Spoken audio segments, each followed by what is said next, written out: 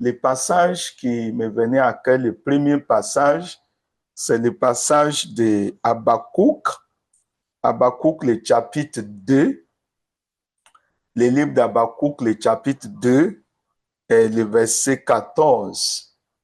Habakkuk, chapitre 2, le verset 14. J'allais vouloir le lire dans le verset 13 et 14. Et l'autre passage que j'allais lire et que je vais lire si Dieu me permet, c'est 1 Samuel, le chapitre 3. Habakkuk, le chapitre 2, le verset 13 dit, « Voici quand l'Éternel des armées l'a résolu. Les peuples travaillent pour le feu. Les nations se fatiguent en vain. Car la terre sera remplie de la connaissance de la gloire de l'Éternel, comme le fond de la mer par les eaux qui le couvrent. » Le verset 14 là, c'est ça qui me retient beaucoup. Il dit, car la terre sera remplie de la connaissance de la gloire de l'Éternel, comme le fond de la mer par les eaux qui le couvrent. Donc, je vois que cette opportunité d'être ensemble pour partager la dévotion ou la parole de Dieu que le Seigneur nous accorde la grâce pour partager. Et cette dévotion n'est pas affaire d'une seule personne, comme je l'ai dit.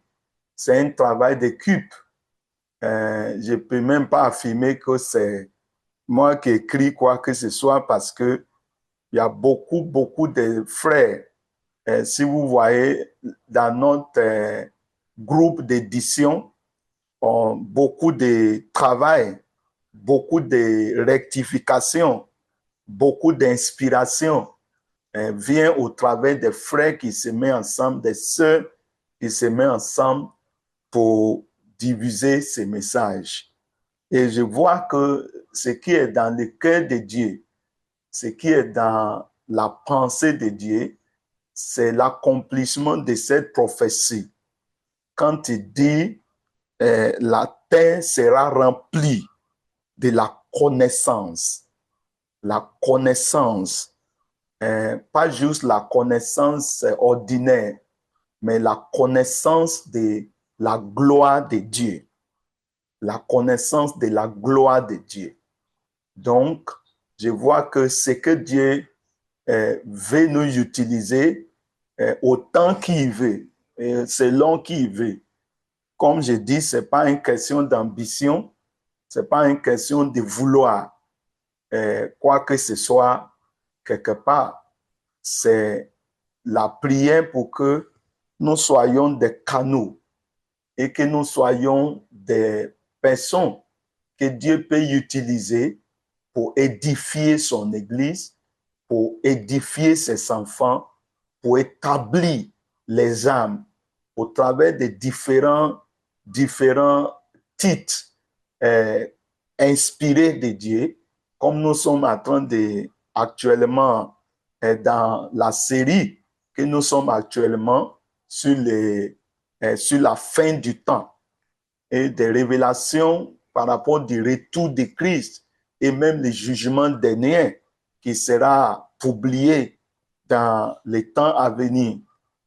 Tout ça figure dans la connaissance de Dieu.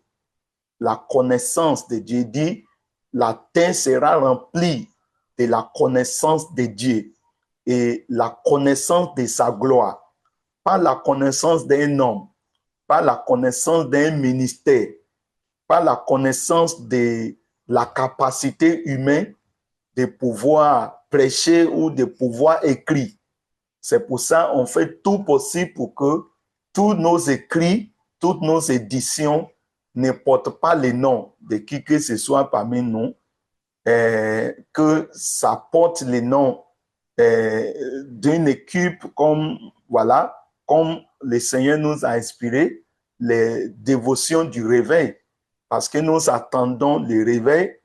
Et s'il doit y avoir des choses, des méditations, ce sont des méditations pour nous réveiller, pour nous donner la force et pour nous accorder le pouvoir de pouvoir expérimenter le réveil en attendant le retour du Seigneur. Donc, notre but et notre aspiration, s'il y a une aspiration, notre désir et notre prière, c'est que la terre soit remplie de la connaissance de la gloire de Dieu. La connaissance de la gloire de Dieu. Dieu est si glorieux, Dieu est si puissant, Dieu est si redoutable, Dieu est si riche, Dieu est si amour. Et Dieu aussi est si puissant et tout qu'on aura besoin pour vivre et tout ce qu'on aura besoin pour parvenir à la vie éternelle se trouve en lui.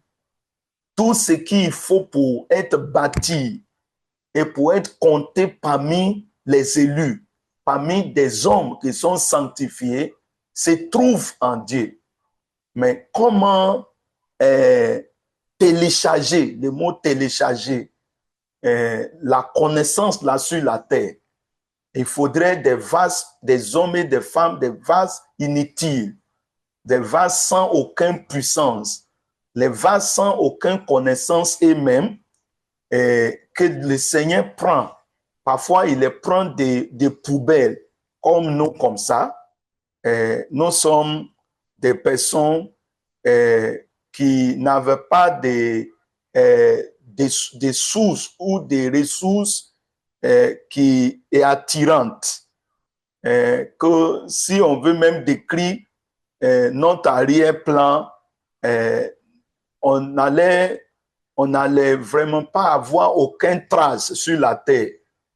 Mais puisque Dieu, dans sa miséricorde et dans sa grâce, décide de prendre les plus pauvres et les plus misérables des âmes, des vases, et il décide dans sa souveraineté, dans son amour, d'être gracieuse à eux et de les faire d'eux des vases pour sa gloire. Donc, notre prière est que nous soyons des vases pour diffuser, pour manifester la connaissance de sa gloire. De même montrer que le Dieu si puissant, si fort, peut descendre pour utiliser des vases misérables, des personnes qui n'ont rien et qui n'ont vraiment pas de connaissances et qui n'ont aucune gloire à ce qui appartient à ce monde. Et je voudrais que vous sachiez ce soir, que vous qui êtes là ce soir, que chacun de nous se laisse entre ses mains dans tout ce que Dieu décide de faire. Même la dévotion du réveil, à n'importe quel moment, Dieu peut dire c'est fini, c'est déjà bon, ça suffit. Mais pour vous, Dieu peut vous susciter pour quelque chose. Ça peut être sur le plan politique, ça peut être sur le plan d'administration, ça peut être sur le plan, quel que soit les plans qu'il a pour pouvoir continuer à manifester sa gloire avant le retour de Christ. Et nous, il faut prier pour que il nous trouve comme des vases d'honneur entre ses mains. Donc, le deuxième passage qui me venait beaucoup à cœur et que j'allais vous lire rapidement, c'est dans le livre d'1 Samuel, le chapitre 3, comme je l'avais annoncé au préalable. Et 1 Samuel, le chapitre 3, et les versets 19 à 21. Je vais les lire ici aussi dans la version d'Ahabi. Il dit, Et Samuel grandissait et l'Éternel était avec lui. Et il ne laissa tomber à terre aucune de ses paroles. Je vois que ça, c'est maintenant dans les lots des dernières exhortations pour ce soir. Samuel grandissait, Samuel évoluait et grandissait entre les mains de Dieu et grandissait dans l'humilité et grandissait dans la communion avec le Saint-Esprit. Et je vois que les résultats de sa croissance, c'est que l'Éternel ne laissait pas tomber les paroles qu'il met dans sa bouche. Quand j'ai reçu ces paroles ce soir, j'ai reçu l'assurance que même dévotion du réveil et tout ce qui nous permet de partager, même si dévotion du réveil n'est plus là, dans toute la grâce qu'il nous donnera, ce n'est pas à nous de soutenir la parole que nous prêchons. Ce n'est pas à nous d'être ambitieux de comment ça va être forte, ça va être propagé, ça va être, comment dirais-je, ça va être reçu. C'est la responsabilité de Dieu de permettre à ce que sa parole soit portée, soit supportée, soit manifestée. Ce qui nous revient, c'est notre croissance. Ce qui doit être notre prière, c'est notre évolution entre ses mains, notre évolution. Ce n'est pas l'évolution de l'œuvre de Dieu. Il a dit, Samuel grandissait et l'Éternel était avec lui. Donc, ce qui nous concerne, mes frères, pendant que nous sommes zélés, nous sommes en train de travailler, le point focal pour nous, c'est le fait de grandir. C'est le fait de porter la présence de Dieu. Vivre une vie que Dieu peut être fier de rester avec. Durant des années de, pardonnez-moi, des jours vous partagez que depuis qu'on a commencé la division des réveils, je n'ai jamais payé qui que ce soit pour diviser les messages. Je n'ai jamais été ambitieux, aucun de nous, de vouloir s'imposer et de vouloir même forcer quiconque de partager et quiconque même d'éditer. J'ai vu que c'est Dieu lui-même qui approvisionnait les paroles qui est écrite. C'est Dieu lui-même qui fournissait les éditeurs. Et il y a eu un moment où les éditeurs qui étaient les débuts avec nous ont demandé qu'ils ne pouvaient plus éditer. Et j'avais même pensé que, bon, ça allait stopper. Mais à ma grande surprise, Dieu a suscité encore des gens qui ont continué à éditer ces messages jusqu'à aujourd'hui. Des serviteurs de Dieu, des frères, des sœurs, qui parfois jusqu'à minuit ne dorment pas pour pouvoir éditer les messages qui sont diffusés.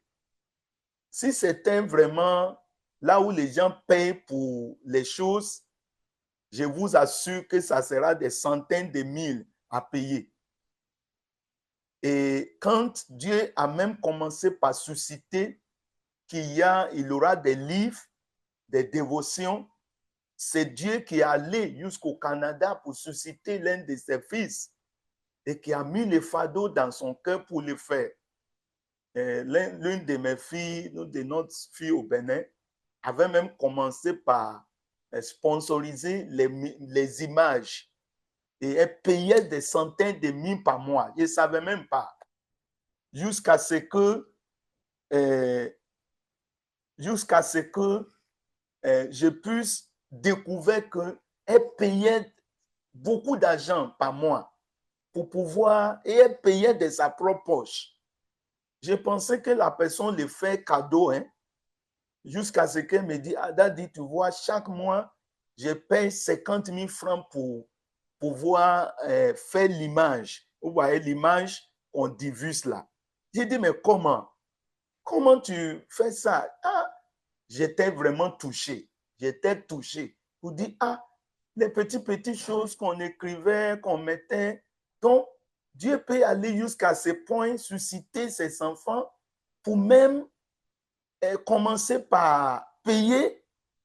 Ah, j'ai commencé par trembler. Et quand le frère, un de mes fils au Canada, mon frère, a commencé par publier des livres et fait tout, c'était le Seigneur qui l'a mis à cœur avec les frères qui écrivaient, qui corrigeaient, qui travaillaient, qui gardaient.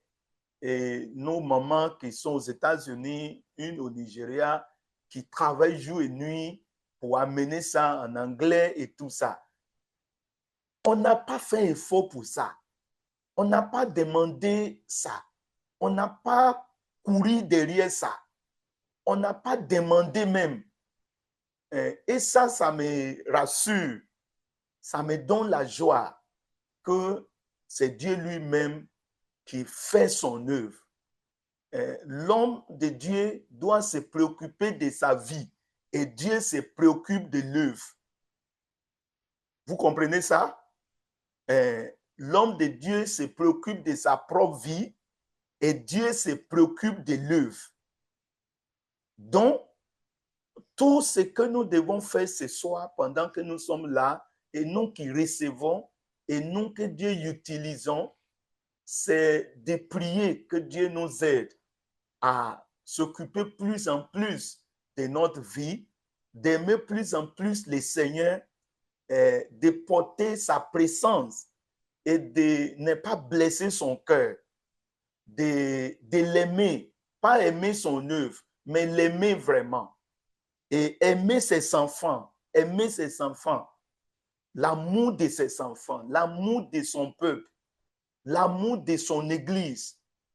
C'est l'amour-là qui doit remplir notre cœur. Et c'est ça de là. Donc, ce n'est pas une question de la foule. Donc, vous voyez ce soir, que vous soyez 2, que vous soyez 3 sur ces lignes, ou bien que vous soyez 10 000 personnes. Ce n'est pas ça qui compte. Ce qui compte, c'est la présence de Dieu. C'est que Dieu est là. C'est qu'on peut sentir qu'il est là. Et on peut sentir qu'il nous parle. On peut sentir que son amour nous inonde. On peut sentir qu'il nous attire à lui. C'est vraiment ça. Parce que Dieu est capable de faire de grandes choses par moins de personnes. Et donc, je voudrais terminer ce soir. Je vois dans ces 1 Samuel 3, le verset 14 là. Non, c'est le verset 23, n'est-ce pas? Est-ce que c'est 23 ou bien c'est lequel verset là maintenant?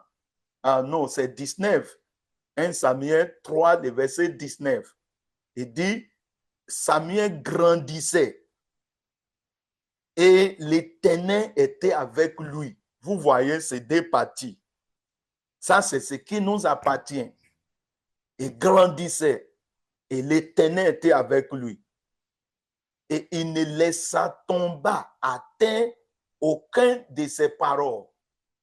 C'est l'Éternel qui ne va pas laisser tomber les paroles que nous diffusons, que nous éditons et que vous recevons. C'est l'Éternel qui ne va pas faire tomber son œuvre. C'est lui seul. Quand Uza a voulu utiliser sa main de chair pour toucher, Dieu l'a frappé parce que Dieu voulait dire à Uza, ça c'est pas pour toi, c'est pas toi qui fais ça. Ça c'est ma responsabilité. Et même quand Dieu décide de nous utiliser, nous sommes des canaux inutiles. Nous sommes des vases faibles. Nous sommes des vases inutiles. Il a dit, il dit, ce trésor est dans un vase de terre afin que la puissance extraordinaire ne soit pas attribuée à nous. Il nous faut devenir plus en plus des vases de terre, des vases cassables, des vases humbles entre les mains de Dieu. Les vases brisables qui peuvent être brisés facilement pour que à chaque fois les gens voient ce qu'on fait pour Dieu, les gens savent que non, ce n'est pas lui qui le fait. Lui là, il ne peut pas faire ça. Ah, lui là, il est faible, il est trop impuissant. Ah, ah. Et puis tout le monde dit, ah, gloire à Dieu, gloire à Dieu. Parce que nous sommes des vases cassables entre ses mains. Et je voudrais que nous prions ce soir, que tout ce qu'on va faire, pas juste ces dévotions, mais tout ce qu'on va faire, que Dieu soit avec nous et que nous-mêmes, notre vie, croissions en lui. C'est dans notre croissance, on ne serait jamais offensé. On ne sera jamais offensé, même si une personne retire sa main. Même si on arrive quelque part où on fait l'œuvre de Dieu et il n'y a personne. On ne serait pas offensé parce que ce n'est pas nous qui le faisons. Tout ce que nous on fait, c'est de se préparer.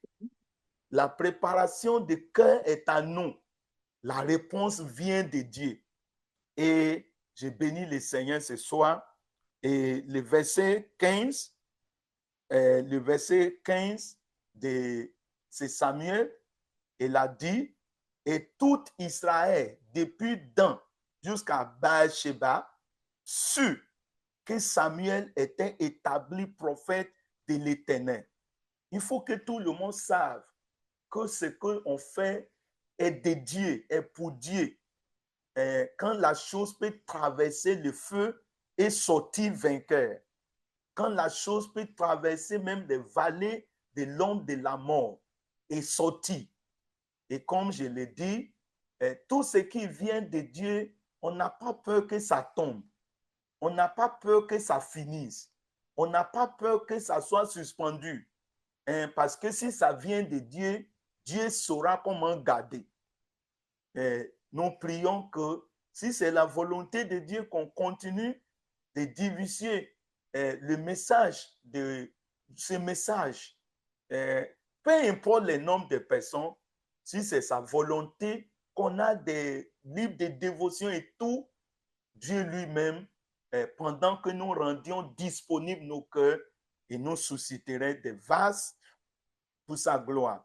Et dernier verset, qui est le verset, je lis le verset 19, le verset 20 et le verset 21, là où je vais terminer. Il dit, et l'Éternel continua d'apparaître à Silo, car l'Éternel se révélait à Samuel, à Silo, par la parole de l'Éternel. Donc, on a vu premièrement dans le verset 19 que Samuel grandissait, il croissait, et l'Éternel était avec lui. Et on a vu que parce qu'il croissait, il grandissait, Dieu lui-même portait sa parole dans sa bouche. Et je disais, pendant que nous croissions dans la foi, dans la dépendance à Dieu, et surtout dans l'humilité, surtout dans l'humilité, parce que c'est l'humilité qui précède la gloire. C'est l'humilité qui permet à Dieu de déposer sa grâce. Il dit, Dieu fait grâce aux humbles, mais ceux qui sont orgueilleux là, il les regarde très loin. Il les regarde très loin. Et puis il fait tout pour qu'ils ne s'approchent pas de lui. Parce qu'il ne veut pas de l'orgueil et de l'orgueil. Et le verset 20 dit, et tout Israël, depuis Dan jusqu'à Beersheba, sut que Samuel était établi prophète. Donc, je vois que quand on grandit, quand on vit l'humilité, c'est Dieu lui-même qui publie, qui envoie des hommes, qui envoie matériel, qui envoie, beaucoup de fois, vous voyez mes vidéos, tout ça, Ce n'est pas moi qui arrange ça, c'est Dieu lui-même qui envoie des hommes. Je ne souhaite pas, je n'arrange pas. Et c'est le Seigneur lui-même qui le fait, qui le font. Il le fait. Le français est toujours, vous voyez ça, c'est toujours une affaire, hein, pour l'homme de Dieu. Mais ce n'est pas grave. Donc, il dit, et le verset 21 dit, et l'Éternel continua d'apparaître à Silo. Quand l'Éternel se révélait à Samuel, à Silo. Donc, aujourd'hui, on veut vraiment que Dieu se révèle à nous. Chacun de nous, tous ceux qui lisent ces messages, que Dieu se révèle à eux. Mais même nous, qui prions, qui travaillons, que Dieu se révèle à nous. Parce que c'est dans l'abondance de sa révélation à nous que notre bouche va parler. C'est dans l'abondance du cœur que la bouche parle. C'est dans l'abondance des vies. Ce n'est pas, c'est lui qui veut. Beaucoup de gens cherchent à écrire, ils veulent faire aussi, ils veulent faire pour eux. Plusieurs fois, j'ai vu des gens qui disent, et aussi, ils vont commencer dévotion. Ils commencent à écrire 3 semaines, ils ne peuvent plus continuer. Ce n'est pas affaire de qui il veut. C'est dans l'abondance. C'est dans l'abondance des vies. C'est en apparition du Seigneur à nous. C'est le débordement de notre vie. C'est le restant de ce que nous mangions avec Dieu que Dieu prend pour donner aux autres. Je voudrais prier pour vous pendant que je prie pour moi-même et pendant que nous prions ce soir. 3 sujets de prière sont très capitaux. Premièrement, que nous continuions de grandir, chacun de nous. Grandir dans l'esprit, grandir en prière, grandir dans le discernement, grandir dans l'humilité, grandir dans l'amour. L'amour pour Dieu, l'amour pour ses enfants. Beaucoup de gens veulent avoir des renommées, veulent avoir des noms, veulent avoir des écrits partout, mais ils ne savent pas que ce n'est pas ça. Poussés par l'esprit, les hommes ont parlé de la part de Dieu, poussés par l'amour, la compassion pour les âmes, la pensée au peuple de Dieu, c'est de là. Donc, la croissance de vie, la croissance dans la parole, la croissance dans la prière pour le peuple de Dieu, très, très important. Et deuxième point de prière, c'est le fait que Dieu soit c'est lui-même qui publie sa parole au travers de nous. Parce que tout Israël savait que Dieu a établi Samuel. Ce n'est pas Samuel lui-même qui s'annonçait, ce n'est pas lui-même qui s'arrangeait, ce n'est pas lui-même, c'est le Seigneur lui-même qui envoyait des hommes qui publient cette parole. Et troisième prière, dans la deuxième prière, nous allons demander au Seigneur, s'il plaise au Seigneur, que la dévotion soit divisée partout en Chine, comme on a un frère qui est allé à l'allemand, c'est lui-même qui a dit vraiment, il veut commencer par traduire les messages en allemand et puis aussi en espagnol. En espagnol, il a commencé d'abord en allemand et puis après, il dit, mais il parle encore l'espagnol. Je dis, mais je ne sais pas. Il dit, il va commencer à le faire en espagnol. Je ne paye rien.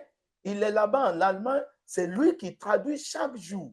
Et vous voyez ça. Donc, que Dieu lui-même diffuse sa parole où il veut et quand il veut et comment il veut. Troisième sujet de prière, c'est que l'Éternel continue à apparaître à nous, à se révéler à nous et à nous donner de voir sa face dans sa parole. Je ne suis que ton conduit, toi m'emmènes par ta puissance, qui découvrira de moi chaque jour, à chaque heure.